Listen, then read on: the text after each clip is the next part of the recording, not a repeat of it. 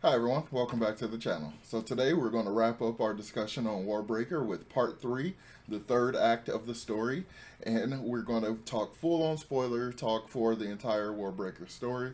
So if you haven't read the book, then you might want to be a little careful because there's going to be all the spoilers in this video, but if you have read it, please go ahead and jump in the comments, let me know what your favorite part of the story was and what your favorite part of this last part of the book was in particular.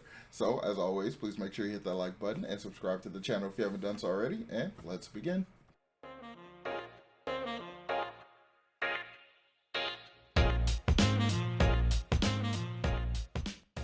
So in this video, just like the last one, I'm going to go through character by character in order to discuss this part of the book. So I'm going to start off talking about Vivenna's part of the story, and then talk about, I guess, Vasher. Everything kind of converges towards the end, so it'll probably be like Vasher slash Siri and Suzabron, like in Light Song, all at the end. But first, I want to kind of talk about this part of the story where Vivenna as a character gets remolded, really. So where we left her off last time, she had ran away from the two mercenaries who she thought were her friends, but were in reality her enemies. So she ran away, and she ended up in a situation where she had no choice but to basically go and find a place on the streets to try to go disappear into the dregs of the city and try to just, disappear entirely in order to maintain some sort of safety. So this ends up happening, and she ends up in this situation for a long time. She doesn't know how to retrieve her breath back from the scarf she put it in, so that's now the only thing she has of any sort of value. She's almost immediately robbed of the fancy dress she's wearing, and she's left in just like her slip, her little nightgown kind of thing, and she's just filthy in the mud and stuff in order to try to prevent the guy who stole the dress from her from taking the last little bit of clothing she had. She drops to the ground, throw mud and stuff all over herself in order to make sure that the garment itself is less desirable. It doesn't have like any resale value. So she's like in a really, really bad situation. She even contracts a disease that she didn't even know it existed because it doesn't exist in the Highlands where she's from. And her entire time in Halandran, she's basically been of such a high heightening that she had perfect health and was immune from diseases. So it was never an issue. So she's contracted this disease, and like she can't seem to gain any more energy. She's like perpetually weak, and her brain is really sluggish, and she feels terrible. So it's not only the fact that she's on the streets for weeks and like eating garbage and barely eating sometimes and stuff like that. So it's not just the physical exhaustion of all of that, but she's also sick. So it made it even worse. So she's just going through absolute hell. And one thing I really like about this part of the story for her is that this is clearly a stripping down of her character. Everything that she held before, all the stuff that was important to her, ends up being completely useless because it doesn't help her at all in this situation. So she more or less like kind of abandons it, not totally abandons it, but she doesn't hold it as important as she held it before because survival obviously becomes far more paramount and such a greater priority. It gets so bad that she contemplates going into prostitution in order to give herself some sort of, some sort of coin in order to eat, to sustain herself some sort of way. So she ends up in this situation for a very long time, for what feels like forever, especially for her. And it creates this really cool thing. As I already said, it's kind of stripping down her character. We're kind of removing everything else, all the perceptions we had of her character, in an effort to basically create this brand new character of who she's meant to be. And it's really interesting the way it kind of plays out in the rest of this book. And knowing what I know later on, that she continues to have like a effect in Brandon's reality, like this kind of sets up an even more interesting kind of origin for her. Eventually, while she's on the streets, she's almost killed by some of the people that Death sent after her. Some of the other people he had looking out for her and stuff. And pretty much in the moment where she basically completely gives up, she's ready to be killed. She's tired of trying to run away and all this stuff. She's saved by Vasher, who eventually had realized that she wasn't working against him purposefully. She was being manipulated. So he kind of just basically kidnaps her again in order to keep her out the way. And she basically has, she has no strength or energy to fight it or anything like that. But she eventually ends up learning that, like, Vasher is actually decent, and he tells her the entire thing. She's been working against her country's best interests by accident because of the way she was manipulated. So Vasher has been going around trying to undo everything that she's been doing, so he kind of ropes her into it because her being a princess can add validity to the stuff he's saying. So she basically goes to the same people that she went to with Denth and Tongfa, and basically is like, okay, I'm sorry what I was saying before, I didn't mean that, like, ignore all of that stuff, I was being manipulated. So she has to literally actively go and undo everything, and it's really interesting, and like it gives her a complete total different perspective, and it really works to complete this entire character transformation that's happening with her, and I really, really like the way it plays out. She ends up going on a mission with Vasher, and just basically by coincidence, they end up freeing this little girl who was a hostage. That was basically someone took one of the priest's child hostage in order to force them to speak in favor of the war during all the council meetings and stuff. So them finding this child like went a long way in trying to help them undo a lot of this stuff. And that child, Vasher, had basically given up for dead. So when they found it, it was all thanks to, or found her thanks to Vivenna. It was like a really big deal, and like Vasher really appreciated her, and like so he kind of, this is when he started to see her as less of a unwanted accessory and more of a potentially useful person kind of thing, and like somebody that can have true benefit and stuff. And Vasher himself is just not really good with people, so a lot of the ways his energy and stuff comes off to Vivenna is very acerbic and kind of mean and very rough and stuff. But that's just because, as he even says in the book, he's just not good with people, so it's kind of understandable. And later on, Vasher tells her basically wait at their hideout, and he's going to go on this other mission, but he ends up getting captured and held hostage by Denth. So as a result, Vivenna is like waiting and waiting and waiting, waiting, and then she eventually says she can't wait any longer, and she like gets all her clothes and stuff together, and she uses the same commands that she hear Vasher uses, and so basically she awakens all of her clothing to give her extra strength and help with climbing and all this kind of stuff. So she's like a true warrior awakener and stuff now, and I thought that was cool. It felt almost like the equivalent of her putting on a mist cloak or something. I thought that was really, really cool, and I had a lot of fun with it. And when she goes into actually try to rescue Vasher, I love how logically it plays out. She is no match as a swords fighter for Denth. Like, she's for anyone really. She only really has learned how to hold a dueling blade just correctly. Like, that's about it. So she is no match for any physical altercation. So when she finds out that Vasher is being captured by Denth and like has been captured and stuff, and he's held up, and she realizes it'll be like a fight, she knows she can't stand a chance. So she's got to do something else. So she basically takes Vasher's advice and realizes that even if you hold the dueling sword correct, it'll be enough to make someone else hesitate. So she does that, and he hesitates, and it gives her the chance to basically fight through and go and rescue Vasher, as in cut his bonds and help him get free. And then she gives him all the breath that she has so that he can fight, which I thought was really, really smart. She's like, yes, you'll make better use of this than I will. So that's when we then get Vasher versus Denth. And that whole thing kind of happens. But all of this experience and all of the nature of everything that happens while they're in Halandra, Vivenna becomes a completely different character. She basically abandons being a princess. She doesn't really care too much about going back to the Highlands or like claiming the Idris throne or anything like that. She just kind of wants to be this official person because her life was more or less stolen from her by given this like duty at birth to deal with the God King and everything. So as a result, she basically leaves everything, and then at the end of the book, she goes off with Vasher and just goes off and have adventures and stuff, and just like goes off and live this in completely different life and stuff. So her story wraps up in a really interesting way that leaves us, wanting more, and it's so open-ended that that we're going to get more. So that's why I think Vivenna's story is a lot of fun. She's kind of the secret main character, and she kind of she's the promise for the sequel and stuff. So I really like her character. I like the way it was all wrapped up, and I just really like how where her character ends up by the end. I think Brandon did a great job with that.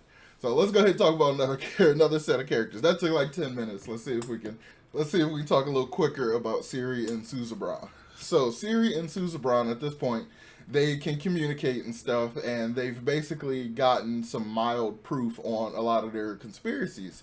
So at this point, basically Ciri wants to start making some moves and stuff. She's getting more information. She's got tacit confirmation on a lot of the stuff that they're thinking and speculating. So now she basically tries to force people to to show their hand, at least, if not play their hand, but to show their hand. So she basically starts to hold her womb hostage, saying, if you want me to keep sleeping with the God King to try to create an heir, like, you got to do this for me. You got to help out with this. You got to explain this kind of thing to me and stuff. But, like, it doesn't really work out because the thing that they're working against is not exactly what's going on. But all the while, they're trying to do this kind of, fight back against the conspiracy, learn what the real plan is for the God King and how they're going to kill him and if they're going to kill him and stuff like that. All the while, Suzerain and Ciri are legitimately falling in love. They're, developed a serious relationship, and they're getting closer and closer to each other and stuff until eventually they end up having sex. Like, their relationship actually officially gets consummated. They're husband and wife, and they truly love each other and want to be with each other and stuff. So it makes that relationship even stronger, and it kind of helps them both be a little braver to do the stuff that they need to do. But by the time they start getting ready to try to actually make some moves to try to make a difference and stuff, it's like too late, because the plan that they didn't identify has already started to be put in motion.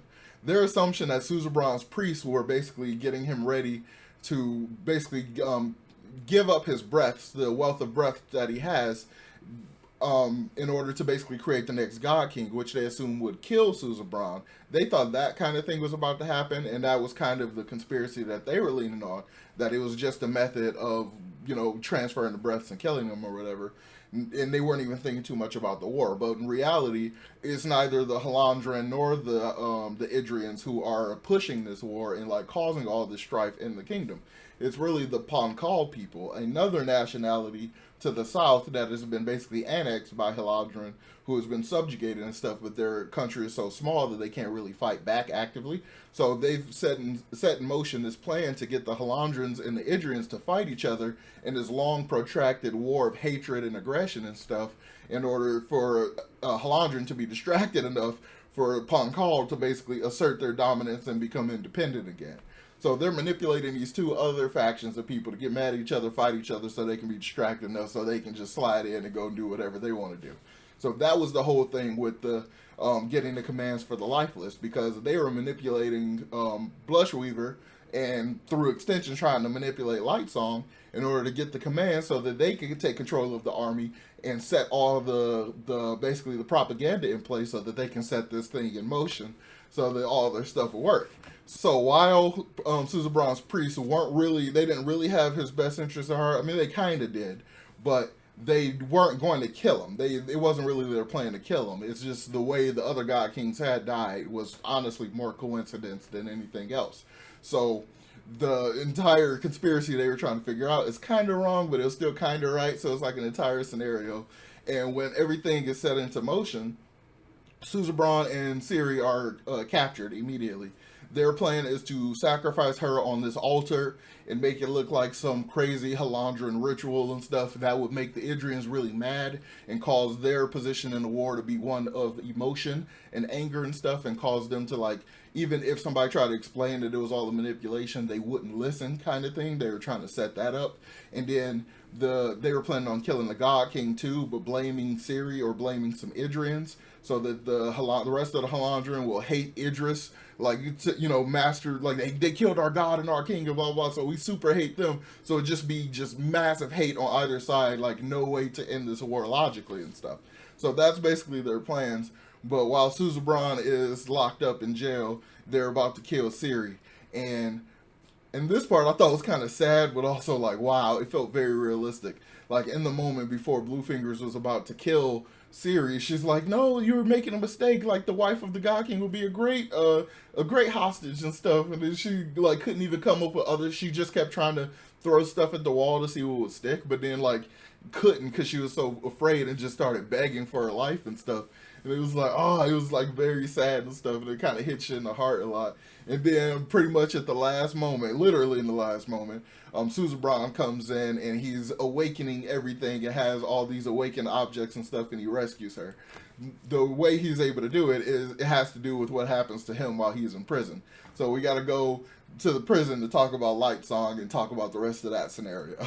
So let's get ready to kind of wrap up and talk about Lightsong. So Lightsong, through this entire situation, he is still very much trying not to be responsible, but his natural instincts of who he is someone more responsible. So like as much as he tried to run away from it, he's not going to be able to run away from it. So he's having more dreams of war and battles and stuff. Some of the dreams I think is the mini war, but some are also prophecies of the war that'll happen between Halandrin and Idris and stuff. And we get to the point where there's the huge council of gods and everybody has to give their vote on war, yes or no. And everybody's voting and stuff, and it comes down basically to it. Really, the votes that matter are really the only ones, the people who have the commands for the lifeless. So Susan Brown or Light Song has command of half, and Blushweaver has command of the other half. So she's already voted yes to war, and now he's literally thinking about it and stuff and debating and like doing serious, thought stuff like people should do. Take all kinds of serious consideration, take your time and stuff. And he basically says, everything, I can hold up everything as long as I want. Nobody can force me to cast a vote. So he just kind of leaves. And when he leaves, he stumbles on these clues and stuff that leads down to the tunnels that he discovered earlier while investigating the murders. So he ends up basically stumbling upon the entire scenario where Blushweaver is like they're trying to get the codes out of her and stuff and was threatening her and all of this stuff. But he ends up in a situation where he thinks, oh, maybe I'm a good swordsman and stuff too because I have all these other skills that I've discovered. So he goes to use a dueling blade. There's a gnat in here. He goes to use like a dueling blade and thinks he's going to, be pretty good, be badass like he was with the juggling and that other stuff and whatnot. But he immediately gets handled like he has no skills. He gets spanked immediately and then immediately thrown in prison. And they're like about to kill him and stuff. And he's like still kind of flipping about it. But Larimar, his high priest, is like, oh my God, you got me in trouble when you were alive and you're still getting me in trouble and blah, blah, blah, blah. And then it just kind of, out of frustration and fear and anger and stuff, he more or less reveals to Lightsong that he was his brother. And his name was Stenimar in life. And so Lightsong's brother became his high priest and stuff. And he just kind of, I guess, out of a lack of having any more hope and thinking that they were going to die and stuff, he just kind of tells him everything. Like, he was his brother when Lightsong was alive, and he was a accountant and an investigator of, like, fraudulent accounts and stuff. He was basically like a tax auditor. That's why he's inquisitive. That's why he knows math and stuff. And he was a big sailor. That was one of the things they did on the weekends and stuff. So that's why he has these, knowledge of sail ships and stuff. And he was just a really great uncle. He used to love hanging out with his nieces and stuff. And like, he used to take care of them all the time and whatnot. That's why he basically was a good juggler. And the way he died was they were sailing and he ends up having to jump overboard to go save his niece who falls overboard, and he saves her, but he drowns in the process, and that's how he becomes a return. So he did die in a heroic way. He was a good person, even though he wasn't as epic or, badass of a person as he thought, but he was a really good person. He did a great selfless thing, and he continued to do that even as a return, because when he realizes this, when he's been told all this stuff, he kind of eventually has a full vision and sees the day that he died and remembers being given the option to come back or to just like die. And he remembers it. Now he basically has complete understanding of his purpose and everything, and it's really, really cool, and it gives me chills and everything to think about, because it's this great destiny fulfillment moment for him and everything. And now he knows exactly what he wants to do with his divine breath. He knows why he came back. So he grabs the God King who's in the cell next to him, touches him, and then says, I've seen the void and I returned, and gifts his divine breath to the God King, healing his tongue, so now the God King can use awakening. So the God King breaks out of jail and do all this stuff and goes to save Ciri, and basically takes immediate control back of Halandrin and all of this stuff. And gets all the conspirators out and stuff, and basically saves the day. So it's really, really cool. But the thing that they didn't know, everything was happening, very last minute, very quick pace and all that stuff. But while all that stuff was going on, the people that needed the commands for the lifeless, they eventually got the commands out of Lightsong as well. So they had all the commands, and they already told the army to go after Idris. And then those priests that did that, they killed themselves. So nobody has the commands to stop these lifeless. So even though everything is basically settled and all the good guys are back out and free and they're like kind of in control of stuff again, the army is still marching relentlessly towards Idris. And there's basically nothing they can really do about it. they're discussing their options. Like, because Suzerain has so many breaths, he could go and break the commands and stuff, but there's just too many lifeless, and it would take too long for him to figure out how to do that on each one. So that's not a real viable option and stuff. And this is when Vivenna and Vasher comes back, and Vasher basically reveals that I am one of the 5 scholars. I am the guy who started the mini war, and I am the guy who ended the mini war, and I was called Warbreaker, and like all of this stuff. So Kalad's Phantoms is a concept that's been in the story sprinkled out and all that stuff. It said that Kalad, the last ruler of Halandran and stuff, left and a hidden army, and nobody knew where the army was and stuff. So Vasher basically reveals that the army is all the statues in the city. He encased a bunch of lifeless or skeleton lifeless into stone, into like concrete. Well, I guess it's not concrete because they probably wouldn't have developed concrete back then. So the way he did it, I'm actually really interested to know how he would have done it. In any case, so now we have an army that is more powerful than the army of lifeless and more numerous. So Vasher gives the command to Suzerain to control all the lifeless that are in the city, and he wakens the entire army and send it after the lifeless army to destroy them. And Vasher is not sure that this was a good idea, because that army is strong enough to literally subjugate anybody, any other country and stuff. It's just an immense amount of power, even more power than the 50,000 breaths he gave him way back when and stuff. So it's just like a huge deal, but it implies such great trust that Vasher really has no choice but to put in the Suzerain. But I think it kind of helps that Ciri vouches for him, and Vivenna obviously vouches for Ciri and stuff, so it makes him feel more comfortable with it. And that's probably another reason why he just kind of leaves the city.